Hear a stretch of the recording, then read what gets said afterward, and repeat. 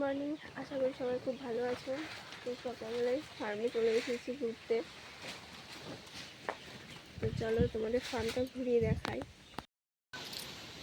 হচ্ছে এখানে মুরগিদের খাবার রাখা আছে, চলো সামনে। আর এই যেগুলোতে মুরগির বাচ্চা,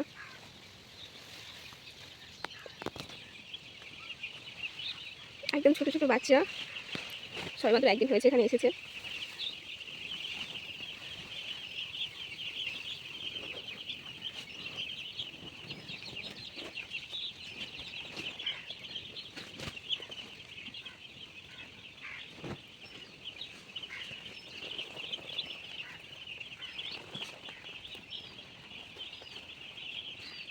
এগুলোতে খাবার দেওয়া আছে, এটাকে জল।